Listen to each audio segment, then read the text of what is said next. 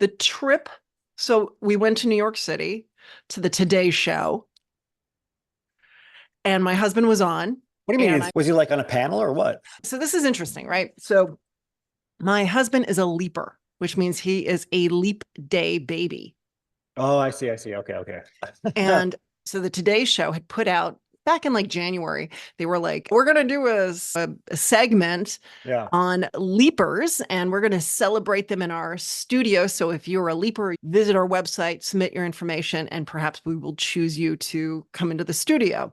Yes. And that's what we did. So we hear this and I get onto the computer, I check out the form, and this is something that talks about the power of storytelling, right? Sure. And jumping on an opportunity as fast as you can, because as soon as they said it, within a day or two, I'm filling the form out. And I'm not just filling it out, I'm really sitting there thinking, like, where's the humanity here? Where's the humor in this? Where's the story and the experience? And I crafted stories to all of the questions that they ask using experiences and things that Yeah. would made me chuckle. Almost immediately, within like just a few days, we got an email from the producer, and the producer said, we loved it. Jump on a Zoom call. They interviewed him, and out of 700 people, he was one of 20 that were invited into the Wow. studio. Wow. And they just had the group there and talked and said, these are all the Yeah, they new had a big, babies. yeah, they gave cakes to everybody. They interviewed a few. There was like a young girl they interviewed. There Yeah. were twins that they interviewed. And then there was a grandfather and son, both leapers, that they Okay. interviewed.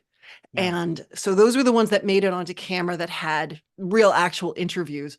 But he was there and they brought him out into the plaza. It was great. And so me and the boys, we went to the plaza. We were standing out there. Like whenever you Yeah. see the Today Show, there's all those people out there acting crazy. And we were out there and it was bitter cold. Yeah. I It bet. was bitter I bet. cold. I bet. But we ourselves didn't get on camera, unfortunately. Oh, cold. Yeah, but that's a once in a lifetime experience. That's really cool. And you have Oh, the clip.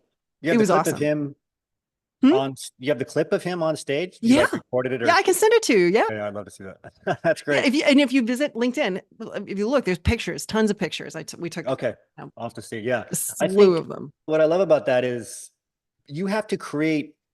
I always think of it as like deal momentum because when you throw yourself into something, I actually think for me, I think of the first book proposal I did. Mhm. And I think of people even just applying for jobs, same thing. Like you can throw yourself into an application, you're excited, you're like, yes, I want to do this, but your ability to follow through is extremely rare. Think about how many people, and I'm sure you talk to too, that's, I love this job. You're reading a job description. I love this job. This is great. I could see myself doing that. And then they're ready to, they start maybe thinking about, maybe they even start targeting the resume, but then they start, no, there's this couple of skills there that I don't have. Maybe it's not a good fit. Maybe it's going to be like all the other times. Maybe it's not going to happen. And they totally stop. They don't even do it. They don't even get it out Yeah. there. Like you have to Yeah. have a real kind of, and I always notice it in myself now when I started, I'm excited and I'm going. And then like halfway through, it's like my brain shifts. There's a chemical shift. There's a hormonal shift or something where it's like, what am I doing? Is it going to work? I don't know. Like and you have to use willpower to drive it through to finish that document. Yeah. And they do it on purpose because they want to see who's going to finish the document. Mhm. And so it's, I don't know. I think things like that, that you have to do, it's a screening process for a reason, Oh, absolutely. And I've right? always said, especially with things like cover letters, Yeah. sometimes it's not even that they're going to read it. They just want to know that you followed the instructions Yeah. and you did what you were supposed to do. Sometimes it's just that in itself. Yeah, it's a screening process. Look what you had to go. Basically, you went through an interview process to get on this show. Like he had to talk to him on a screening call. They had to talk because they have to know, are we going to let just anybody get in on this set where they could just start freaking out? Like who knows, Yeah. right? So they're looking at so many things. Can this person put together sentences? Do Mhm. these stories make sense? All these things that another person reading it would have to be able to see. This is from a human. These are real Yeah. stories. It makes sense. And then they have to talk to you.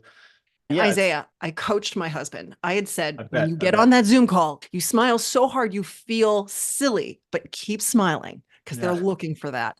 Yeah. And then once we knew that we actually got it, Yeah. I said to him, all right, so sweetheart, what are you going to wear? And he said to me, I was thinking my red flannel button down and a pair of jeans. Okay. I said, no, that's not going to fly. And we got out the suit, made sure that it was pressed, had Yeah. him try it on to make sure it looks good. And, but it was those little things Yeah. that make a difference. And in some ways, it's dotting the I's and crossing the T's. It's saying, you know what? Go a little further. Go a little further. You may, in some ways, Yeah. it's almost like a deflection or a protection process where a person says, you know what, I'm going to wear that red flannel shirt because it's their dress down office. But at the same time, if you do go a little further Yeah. and you really show that you care, how can that hurt you? I think this is such a good conversation because a lot of, and I can tell you what goes through, even through my mind, I think it goes through anybody's mind is, okay, what difference is it going to make? There's not going to be, it's always the second marshmallow, right? This experiment with the kid that can wait for the second marshmallow is much more likely to be successful. So if you can look at a moment like this and actually realize, wait a sec, if being on TV on something like the Today Show, that has long-term potential. So if your husband or you or ever wanted to get on TV again, that can be used as a spot to show whoever it is that you can function on TV. They look for that. And I know we've talked about similar books that we've read from Tim Ferriss or whatever else, but the way that he got onto his first TV show was he went to the Barnes and Noble.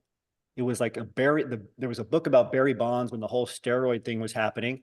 Mhm. And he went there the night before the book was to be released. This is when you couldn't get early copies of anything. And basically said he would do whatever he could to get this copy of this book early so that he could get on this news show because he had read it and be able to speak about whatever. He stood on his head, did cartwheels, all Yeah. this stuff. They gave him a book the night before when nobody got it from somebody behind the counter because they had the books there in the back. Long story short, he was able to read that before anybody else had it, get on the news show. And then that one spot that he had allowed him to get on all of his future spots from there because it was used as an example. So just as an example, your husband could take that spot and say, see, I can act normal on the Today Show. Like I've been there and I can Yeah. function. And you could use that and parlay it into any sort of PR in the future. Anyway, so people don't think about that long-term potential of these kind of rare moments. Mhm. And they just think, okay, what am I going to get tomorrow if I do this? Like if I put in this extra effort to wear a suit, like what am I going to get tomorrow? Yeah. And when I looked at the video Yeah. afterwards, we recorded it and we're watching it. And I turned to him and I said, aren't you glad that you wore the suit? Aren't you glad? course Because you'd you say that. cut such a nice figure. And very few of the other people did. But I do think it makes a difference. And I think it also made a difference in him. The way he stood and held himself in the suit was so much different had he just worn a red flannel shirt and a Yeah. pair of jeans. Yeah, it's true. But I think if you're presented with an opportunity and it's something that you want, grab it with both hands and really use the power of story, right? And even this is so true with the career. I was reading a post on LinkedIn and it was, you have to do the drum roll. You have to be the one that sets yourself up. And you're the one that has to say, hey, what I did was different. What I did was Yeah. special. What I did was important. Mm-hmm. Because it's so easy to say, yeah, I led that project to a successful conclusion. Yes, I did that. No. Yeah, If you think of it like that, everyone else is going to think of it like that. it's true. So how can you turn it into something that's important, that's amazing, and recognize that you do have that value? You really do. And you have to be the one that owns it. What do you say to a person who's, you know what? It's just not my personality type. And I don't like those people that are blowhards, talk about themselves. I hear that all the I hear time. that So all I'm the just curious, time. what do you say? What I say is this, Isaiah. I say, look, are you lying? You're not lying. You're telling the truth. You're reporting on what occurred. Yeah, You are stating it, but state it in a manner that showcases how you did it, why it happened, what the results were, and own it. It doesn't mean to toot that horn, doesn't mean that you're a braggart or you're a liar. It means that you recognize the importance of that moment, of that opportunity, yeah. and you drove it to a successful conclusion. Mm, yeah. How does that grab you? It does. I think you have to tell them, number one, that you're not lying or embellishing. You're just communicating things in a way that show the work that you did. Because I'll have those same people tell me, like, I know I can do this job. I just don't know why I'm not getting a chance. And then they'll say, oh, I really don't like the idea of selling myself. You can't think of selling yourself as in you're making up stuff. Like, you're helping your audience make the best, most informed decision possible. So if you're not willing to tell them what you've done in the best possible light, they're never going to draw that conclusion for you. They're never going to see you in the best possible light. And then I try to unpack it by telling them, look, a lot of it's word choice. If you think of it as selling yourself, it's going to be maybe painful for you because you've been told that's bad. But if you think of it as maybe pitching yourself, maybe explaining yourself, maybe talking about what you did in the first person, some people can have an easier time with it. But that's one of the biggest things that I see. And peeling back the layers of, you're actually just afraid of rejection. Nobody wants to hear that because they think, no, it's not true. But you're actually holding back because you're afraid of rejection. That's why for me, and that when you were writing that application for your husband to get in, I think I've written so many applications. I think of the first book proposal that I wrote, everything that I wrote, I was like, oh my God, I don't think I can do this. Because they make you say, how many copies do you think you can sell? Yeah. Who are you going to sell them to? You got to put all this stuff out there. And you're like, oh my God, there's so much pressure. Can I hit these numbers? Can I put this on here even? What am I doing? So you're taking the best case scenario. You're not taking like the lowest case scenario. You got to take the best case scenario and put it out there. And so I also say that too. I'm like, you'll argue with me all day about why you can't get the job. And you'll tell me the worst case scenario. And you're so afraid of getting into a job could be a really bad, toxic job. But have you considered the best case? And so I say, logically, if you're going to consider the worst case, you got to consider the best case. And if you're going to consider the best case, why not put your best case scenario forward of what you could do for that company? What was the best case view? What was the best view of what you did in the past? Not the worst view, not downplaying everything, but if you had to put it in the best light possible, what was that? And it's just a training. I also find that what works for other people, for my clients, and I've coached them to do this, is almost separate yourself from this persona and create that job seeker persona who may not be exactly you and may be doing things that are very uncomfortable for you. Yeah. See them almost as a separate aspect. And I do this myself. I do this for myself when I go on podcasts or if I get up on stage. Those are not things that I myself am naturally prone to do.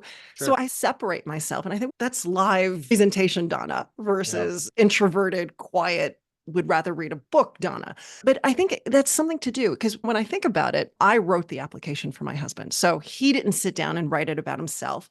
I wrote it for him. With that said, sit very close. I had a lot to gain as well. And I wanted to do this for him, especially for his birthday. But at the same time, sometimes it is easier to do it for someone else. So can you, if you are struggling so much, can you sit there and say, I'm going to write this application. I'm going to do this book proposal, but I'm going to do it with the eyesight that I'm a third person looking in and I'm writing it about this other person. And sometimes something like that, just a little mindset switch can make a difference. Yeah, I agree.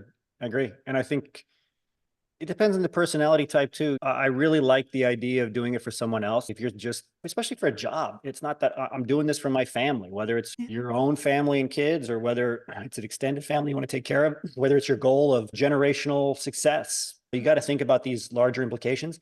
You got to actually add pressure to it. I think people try to take away pressure, and that's why they try to downplay it and say, okay, I'm going to take away pressure because if I dress down and if I don't really put myself out there, it's the classical, it's not going to hurt as much and there's less pressure because if I go all the way out and give everything that I have, there's a lot of pressure now because I'm giving my best. And then there's nothing that I could say in my mind, like I could have gone up to here. If I would have gone up to here, I would have done it. So I think you got to train to add pressure. And I think you got to train the emotion in yourself that makes you feel anxiety or intimidation is actually a sign that you're doing something good and correct. Yeah. If you see intimidation or fear as a sign that you got to stop and get away and get out of it and something's bad, then you're never going to grow. Yeah. Right? So that discomfort is growth, right? That's where you've got to be. because otherwise you're in your comfort zone. We don't want you in the comfort zone. If you want to get outside, if you want to rise up, if you want to elevate, if you want to level up, the Sure. only way to do that is to get outside of that comfort zone. And you've got to exist within that discomfort.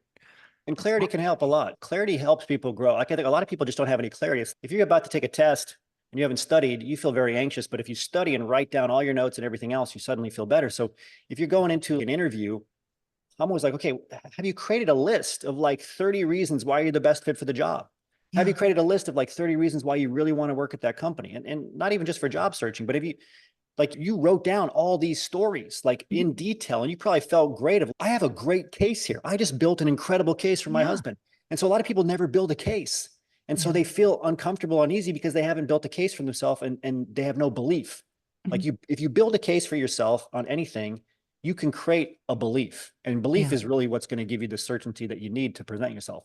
You're speaking of Tim Ferriss, he has this fabulous quote about how most people aim for mediocrity.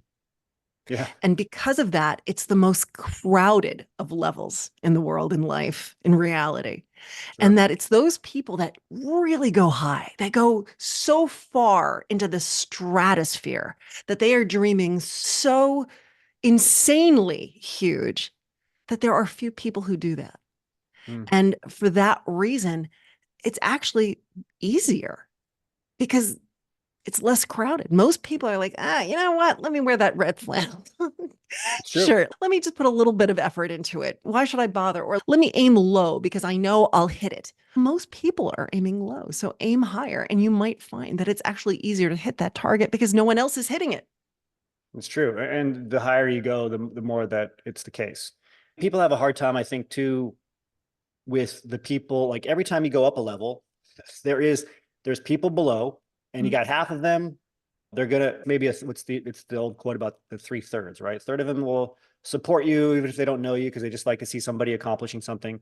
Third are neutral, they're agnostic. Third are gonna hate on you hard as they Mhm. possibly can because they hate you going up a level. So I think a Yeah. lot of people hate that too. Like they're like, okay, it's easy to be down at this level, kind of looking up, maybe being online, saying some things, some little passive aggressive things or whatever else to people that are above.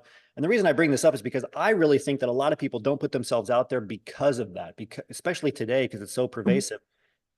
They won't put the application in, they won't go on the show, they won't put it in their app, they won't talk on LinkedIn, they won't reach out, they won't Mhm. post stuff on LinkedIn about where they want to go because they're afraid of the reaction of people saying, who does this person think they are? Or some Ah, person who's contrarian for no reason that just wants to get on every single thing yeah. that somebody else does and just says, yeah, but this actually one of those people. I'm saying it because I don't Mhm. think people talk about it enough. Like those, Yeah.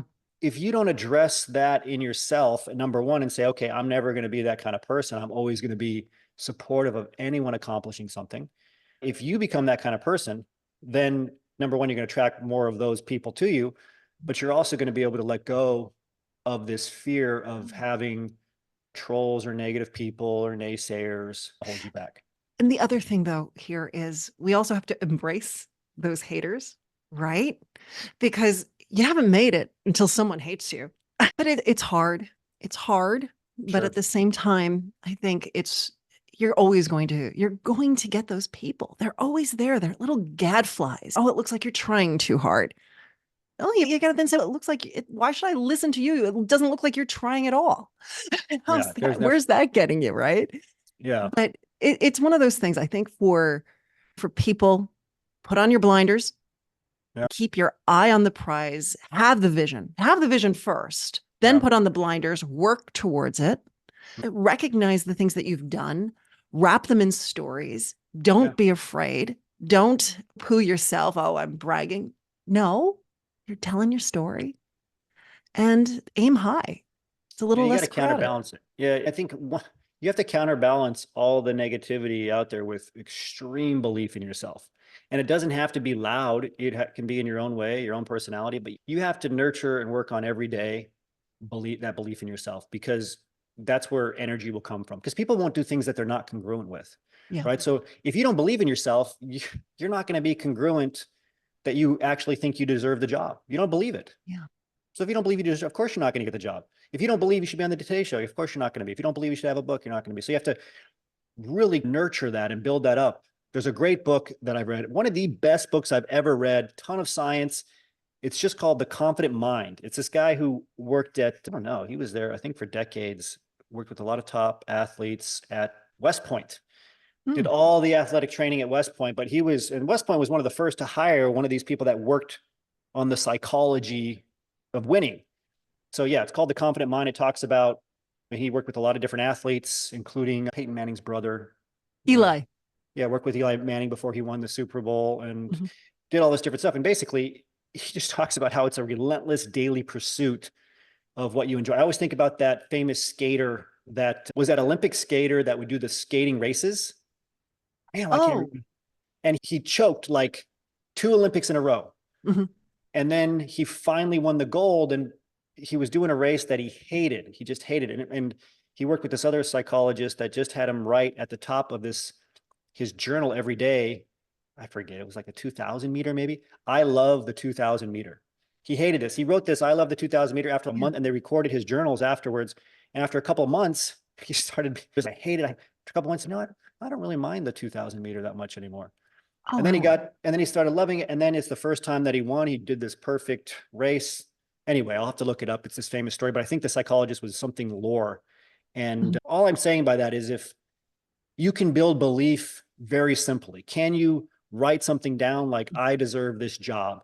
Yeah. I believe in myself in this. I can learn any skill that I don't have. Because I'm sure Mhm. you hear that a lot too. Like, I don't have any Absolutely. skills. Yeah. Anyway, so I think building that belief system to get, because not everybody's going to be where you are able to just write down those stories and really go after it, but they can slowly build that up over time.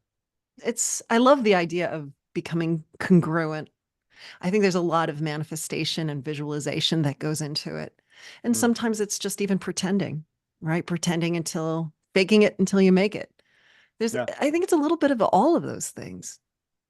And I think to fake it is a good way to say it, because people will feel like the imposter syndrome is the big phrase today. But yeah, so if you feel like an imposter, as soon as you realize that's never going to go away, Yeah. like as soon as I'm sure you've had, right before I step on stage, sometimes a little thought will come into my head. Like, why are these people listening to me? I don't understand. Yeah. But you go out, you just do it anyway. So I think that's what the fake it before you make it means. Even if you feel like you're faking it, you just do it. And Yeah. then your skill level I mean, increases. everybody feels that way. I really think you take the most confident person and you say, look, do you always feel confident? Do you sometimes feel like, what am I doing here? They're going to tell you, I do. Everyone feels that way. Sure. Everyone does, but you have to overcome it. You have to just say, yeah, that's just it's a silly little voice in my brain, and I'm choosing to ignore it. I'm choosing to push it to the side. I'm choosing to put my blinders on, and you keep moving forward. You build tools. Isaiah, as Perfect. always, Thank you. fabulous conversation. Thank you so All right. much. Thank you, Donna.